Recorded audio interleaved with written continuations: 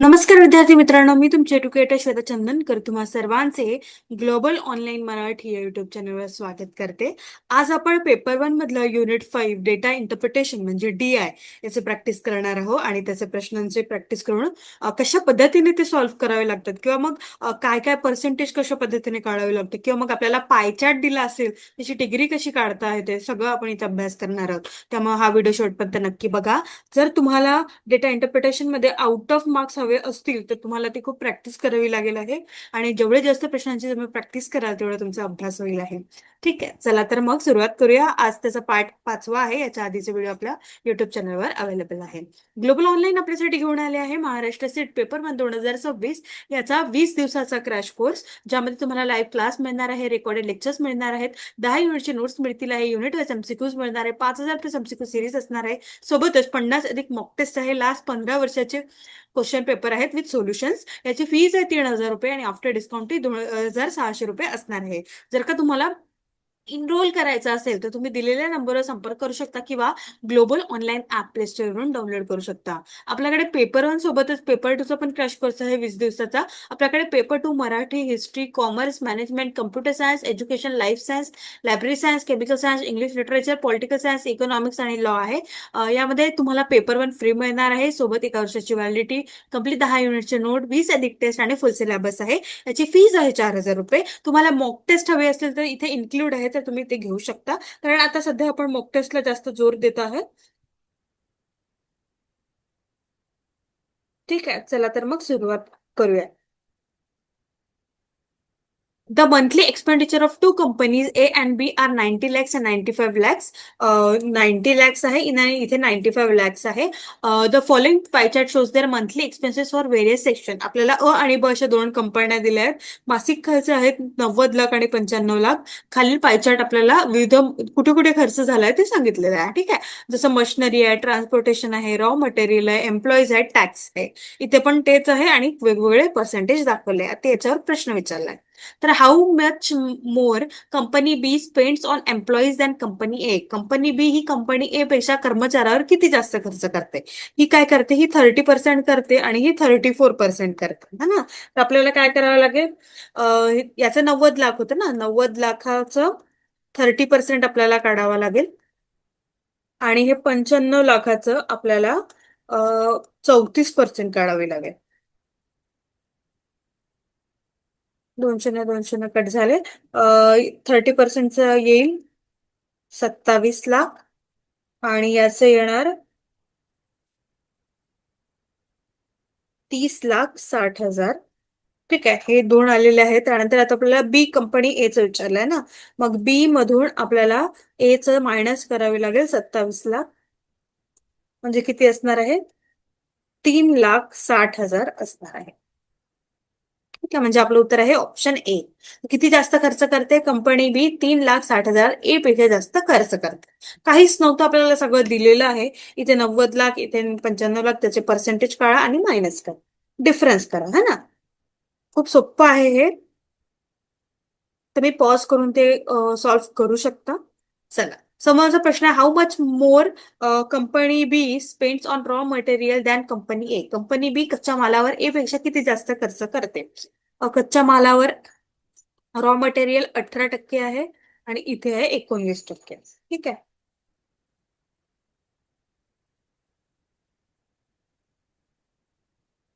90 लाखाचे 18% करा. किती असणार आहे? 16,20,000. ठीक आहे, त्यानंतर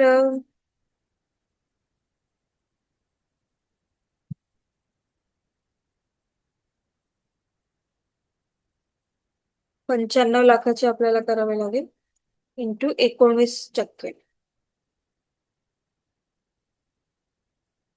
95 लाख इंटू 19%. किती आहे? 18 लाख. ठीक आहे, तर आता आपल्याला काय करावं लागेल? इथून मायनस करावे लागेल, है ना? 18,50 18,05 मायनस 16,20,000 मायनस 16,20,000. आपलं उत्तर आहे 1,85,000. ठीक आहे, म्हणजे जास्त खर्च केलेला आहे. ऑप्शन मध्ये ते नाही आहे, पण आपलं उत्तर काय असणार आहे? 1,85,000 असणार आहे. ठीक आहे. आता बघा, इथे 90,000 दिलेलं आहे, पण यांनी काय केलं होतं, इथे थोडं मिस्टेक आहे. 95 लाख होतं ना कंपनी बीचं, त्यामुळे 95 लाखाचं आपलं किती आलेलं आहे? 18,05,000. ठीक आहे, त्यामुळे आपलं हे उत्तर बरोबर आहे. म्हणजे 90,000 आणि आपलं 1,85,000 उत्तर बरोबर आहे. ठीक आहे. ग्लोबल ऑनलाईन आपल्यासाठी घेऊन आले आहे 5,000 प्लस प्रश्नांचा संच मराठी आणि इंग्लिश दोन्ही भाषांमध्ये. या दोन्ही पुस्तकांमध्ये आपल्याला मागील वर्षाचे PYQ paper, mock test, unit wise mock test, full length mock test दिलेली आहे. सोबत ही Amazonवर अवेलेबल आहे. तुम्हाला लिंक हवी असेल तर तुम्ही कमेंट करू शकता, किंवा Amazonवर जाऊन सर्च करू शकता. इथे बघा, मागील वर्षाची प्रश्नपत्रिका, युनिट वाईज प्रश्नपत्रिका आणि फुल लेंथ मॉक टेस्ट असं इंग्लिशमध्ये सुद्धा असणार आहे, मराठीमध्ये सुद्धा आहे. वेगवेगळी मराठीची वेगळी आणि इंग्लिशची वेगळी पुस्तक असणार आहे. ठीक आहे, चला तर मग तुम्हाला ऑर्डर करायची असेल, मॉक टेस्ट द्यायची असेल तर तुम्ही घेऊ शकता.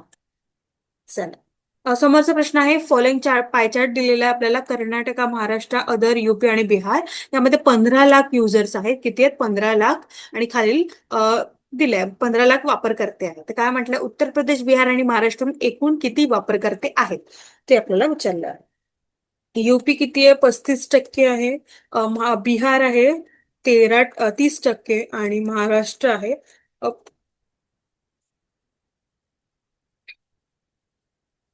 15%. ठीक आहे. एक-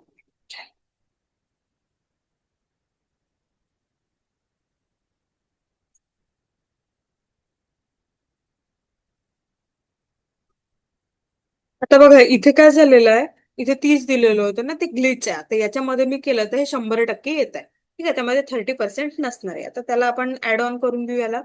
35 अधिक 30 अधिक 15 म्हणजे किती? 80% असणार आहे. 15 लाखाचे 80% आपल्याला काढावे लागेल. शून्य कटले म्हणजे आपलं उत्तर काय असणार आहे? 12 लाख असणार आहे. म्हणजे टोटल युजर काय आहे? यूपी, बिहार आणि महाराष्ट्राचे 12 लाख. काहीच करायचं नव्हतं. पर्सेंटेज आपल्याला दिलेले होते, ते आपण काय केले? ऍड ऑन केले आणि 15 लाखाचे तेवढे टक्के काढले. इतकं सोपी उत्तर असतं हे. ठीक आहे, पायचार्ट खूप सोपं असतो. तुम्ही थोडं फक्त प्रॅक्टिस करा, तुम्हाला ते समजून जाईल. ठीक आहे. आता आपण असं पण काढू शकलो असतो, 15 लाखाचे 35%, हा ना. 15 लाखाचे 35% काढा, 15 लाखाचे 30, मग 15 त्या सगळ्यांना ऍड ऑन करा, किंवा मग सरळ पण काढता आलं असतं. जशी तुमची इच्छा. समोरचा प्रश्न आहे. What is the central angle for Karnataka app users? Karnataka app वापर करण्यासाठी मध्यवर्ती कोण कोणता आहे? कर्नाटक हा आहे, कर्नाटक. ठीक आहे. ठीक आहे. सेंट्रल अँगल आपण कसं काढतो? Central angle is equal to percentage divided by 100 गुणिले 360 डिग्री. पर्सेंटेज किती आहे? 15% आहे. 100 गुणिले 360 डिग्री, 0.15 गुणिले 360 म्हणजे 54 डिग्री अंश आपलं उत्तर असणार आहे. ठीक आहे, अशाच पद्धतीने आपण महाराष्ट्राचं, युपीचं, बिहारचं आणि अदरचं सुद्धा काढू शकतो. आता अदर इथं 5% द्यायचं, तर 35% दिलेलं आहे. चुकलं आहे ते 5%. ठीक आहे, अशा पद्धतीने आता मी तुम्हाला एक क्वेश्चन देते. बिहारचा सेंट्रल अँगल तुम्ही कमेंट सेक्शन मध्ये मला सांगा, त्याचा किती आहे? 30% आहे. ठीक आहे. समोरचा प्रश्न आहे. In a poll people have to vote for either of the 6 options which are ABCDEF and the below pie chart shows the obtained result. एका मतदानात लोकांना ABCDE आणि F या 6 पर्यायापैकी कोणत्याही एका पर्यायाला मतदान करावे लागले, तर ते दाखवले आहे.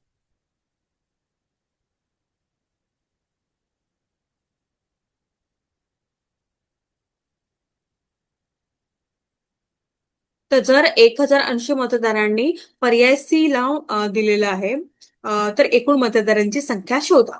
If 1,080 voters have voted for option C, then find out the total number of voters. आता बघा, इथे काय 135 डिग्री दिलेली आहे. आता आपल्याला ते काढावी लागेल. सीचं is equal to angle of C, हा आपला फॉर्म्युला असणार आहे 360 डिग्री इंटू टोटल वोट आहे. टोटल वोटर आपल्याला माहित नाही, पण सीचं 1080 आहे, याचं 135 आहे, डिवाइड बाय 360 गुणिला एक्स. ठीक आहे. त्यानंतर आपल्याला याचं काढावं लागेल आहे. हे काय आहे, 3/8. ओके. मग काय, 1080 गुणिला 8 = 3x, म्हणजे 8640 = 3x, आणि एक्सचे काय असणार आहे, 2808. म्हणजे आपलं ऑप्शन काय असणार आहे, ऑप्शन ए असणार आहे. ठीक आहे. परत एकदा मी तुम्हाला सांगते, आपण कोणता फॉर्म्युला वापरला आहे. आपल्याला voter C, angles of C divided by 360 गुणिला टोटल वोटर. आपल्याकडे टोटल वोटर नाहीये, किती लोकांनी मतदान केलं. आपल्याकडे हे आहे, त्याची लिहून घ्या, 135° 360 गुणिला एक्स. याला जर का आपण कट केलं तर आपल्याला 3/8 मिळतं.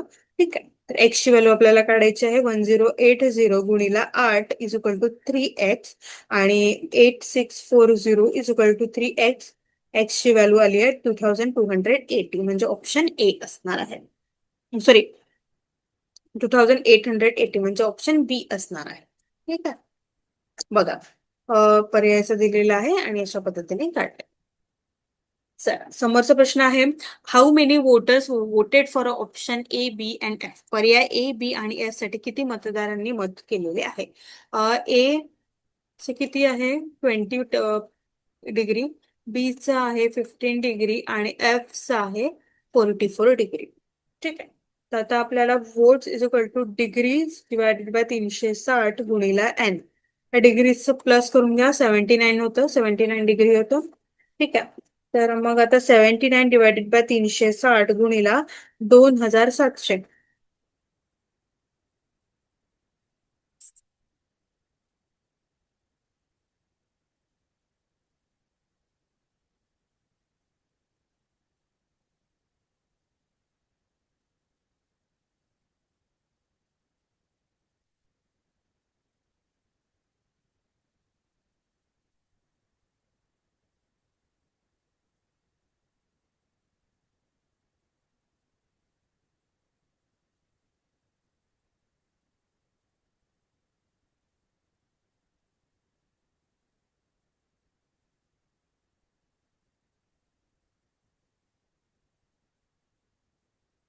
ठीक आहे.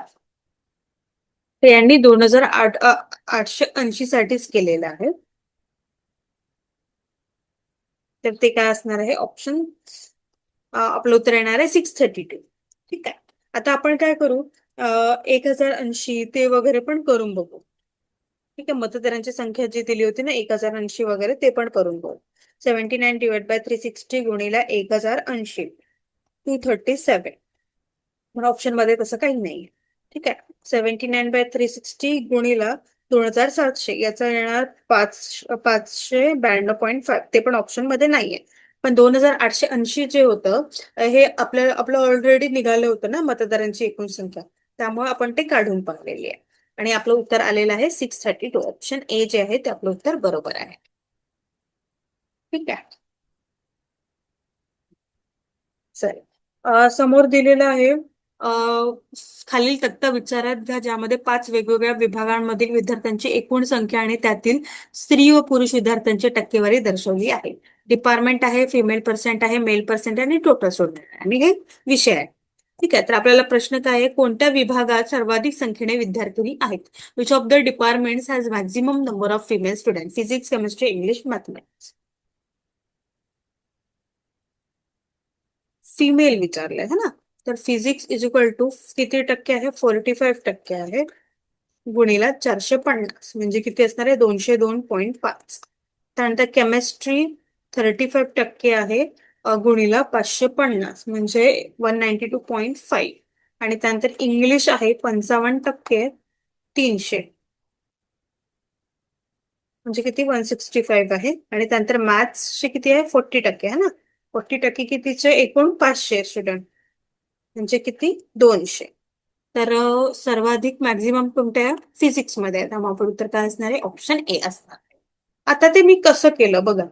फिजिक्सचं काढायला आपल्याला फिमेल्सचं विचारलं, महिलांचं विचारलं, तर हे 45% आणि टोटल 450 आहे. तर आपल्याला 45% काढायचं. ठीक आहे, अशा पद्धतीने आपण काढलाय आणि हायेस्ट आपल्याला फिजिक्सचा आला. तर एकंदरीत जेव्हा आपण तक्ता सोडवत असतो ना तेव्हा तक्त्याचं आता फॉर एक्झाम्पल पहिल्या प्रश्नाचं मी हे काढलं आणि बाकी मी ऑप्शन्स पण काढले है ना. त्यामुळे जे ऑप्शन्स आहे ना ते पण पटपट काढून घ्यायचे जेणेकरून आपल्याला ते दुसऱ्या पण क्वेश्चन मध्ये आपल्याला त्याची मदत मिळू शकते. त्यामुळे ते रफली नाही काढायचं, ते चांगल्याने काढायचं. नेक्स्ट क्वेश्चन आहे, कोणत्या विभागात पुरुष विद्यार्थ्यांची संख्या सर्वात कमी आहे? Which of the department has the minimum number of male student? आता हे आपण असंच काढायचे जसं आता फिमेलचं काढलं होतं. भौतिकशास्त्र फिजिक्स मध्ये दिलं 55%, 450 फिजिक्स. ठीक आहे. त्यानंतर इंग्लिश मध्ये किती आहेत मेल्स? 45%. किती आहे? एकूण स्टुडंट 300 आहे. ठीक आहे. त्यानंतर हिंदीचे किती आहेत? 40% इंटू 250. त्यानंतर मॅथमॅटिक्सचे किती आहे? 60% इंटू 500. ते किती असणार आहे?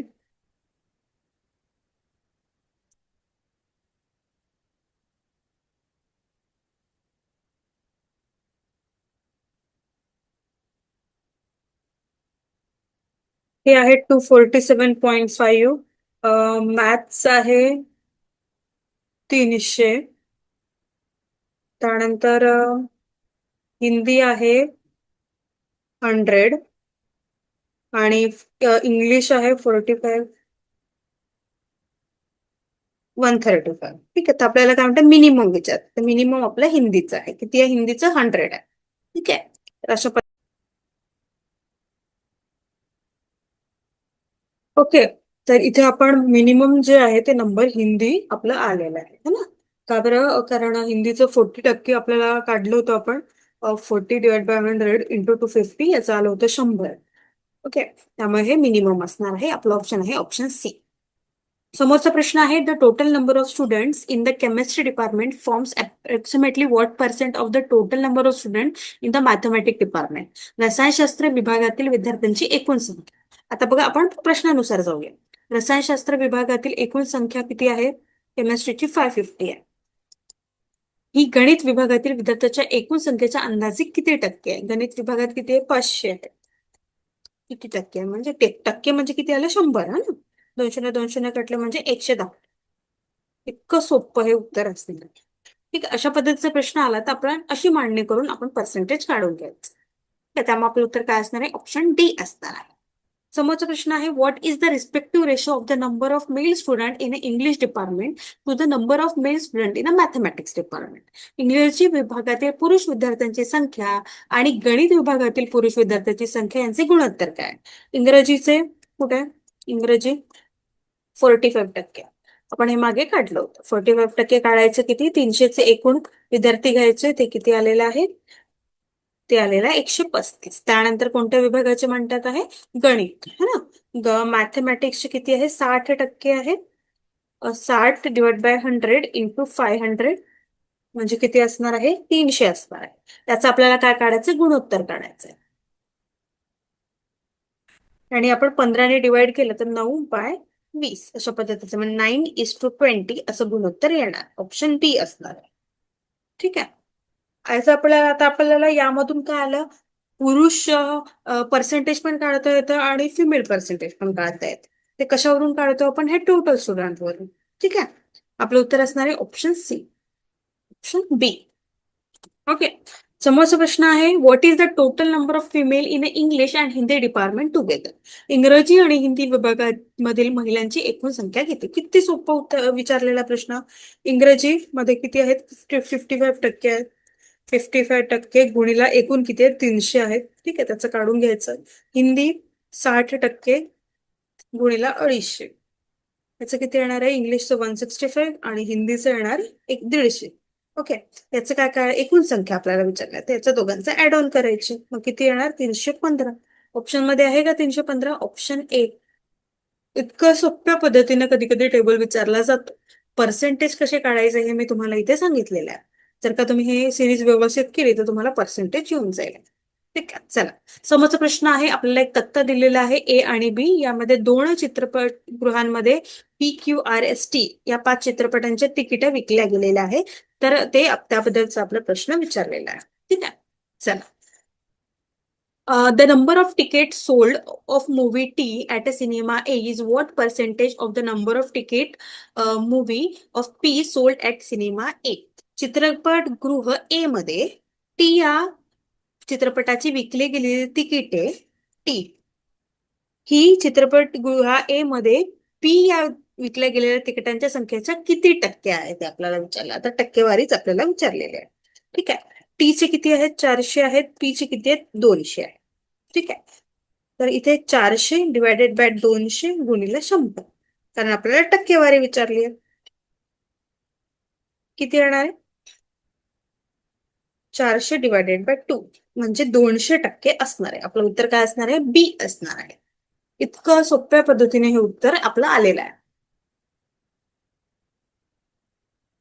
ठीक आहे. चला, समोरचा प्रश्न आहे, what is the difference between the total number of ticket sold of all movies together of cinema A and the total number of ticket sold of all movie together at cinema B. Cinema A मधील सर्व चित्रपटांची मिळून विकली गेलेली एकूण तिकिटे आणि cinema बी मधील सर्व चित्रपटांची मिळून विकली गेलेली एकूण तिकिटे यात फरक काय आहे? आता आपल्याला फरक विचारलाय. ते नॉर्मल आपल्याला ए चं पूर्ण काढायचं आहे, बी चं पूर्ण काढायचं आहे. ए इज इक्वल टू 200 अधिक 350 अधिक 250 अधिक 300 अधिक 400. ठीक आहे. त्यानंतर बी इज इक्वल टू 300 400 350 350 250. याचा आपण ऍड ऑन करायचं आहे. ए चा ऍड ऑन आलाय 1500 आणि याचा ऍड ऑन आलाय 1650. तर यात फरक आपल्याला विचारलाय. तर 1650 मधनं 1500 काढून घ्यायचे म्हणजे किती येणार? 150. ऑप्शन सी असणार आहे. सोपं उत्तर हे आहे. फक्त ऍडिशनच करायची होती. ठीक आहे. समोरचा प्रश्न आहे, what is the average number of ticket sold at cinema B for movies T and S together. Cinema B मध्ये बी आलेला आहे टी आणि एस या चित्रपटांच्या विकल्या गेलेल्या तिकिटांची सरासरी संख्या किती आहे? ऍव्हरेज आपण कसं काढतो? आता हे 350 अधिक 250 बाय 2 म्हणजे आपण इथे 2 आहे ना संख्या, त्यामुळे बाय 2 घेतलेला आहे. 3 असतं तर 3 घेतलेलं असतं. 4 असते तर 4 घेतले असतं. ऍव्हरेज सरासरी आपण तशाच पद्धतीने काढतो. त्यामुळे आपलं उत्तर काय असणार आहे? ऑप्शन सी असणार. ठीक आहे. अशा पद्धतीने आपण काही महत्वाचे पीवायक्यू प्रश्न पाहिले आहे आणि यामध्ये आपण पर्सेंटेज पाहिले आहे ना. गुणोत्तर कसं काढायचं, पर्सेंटेज कसे काढायचे, या कंपॅरिझन पर्सेंटेज कसे काढायचे, डिफरन्स कसं काढायचं हे पाहिले आहे. सोबत पाय चार्टचा अभ्यास केलाय की एवढे टक्के दिले आहे तर मग कसं काढायचं हा ना. तर एकंदरीत अशाच पद्धतीचे प्रश्न सेटमध्ये विचारले जातात. त्यामुळे तुम्ही याची चांगली प्रॅक्टिस करा. आपलं 5000 प्लस संचाचं पुस्तक आहे ते सुद्धा घ्या. त्यामध्ये तुम्हाला चांगली प्रॅक्टिस होईल आहे. सोबत तुम्हाला क्रॅश कोर्स जॉईन करायचं असेल तर त्यासाठी सुद्धा तुम्ही इथे संपर्क करू शकता किंवा ग्लोबल ऑनलाईन ऍप प्ले स्टोअरवरून डाउनलोड करू शकता. खूप खूप धन्यवाद.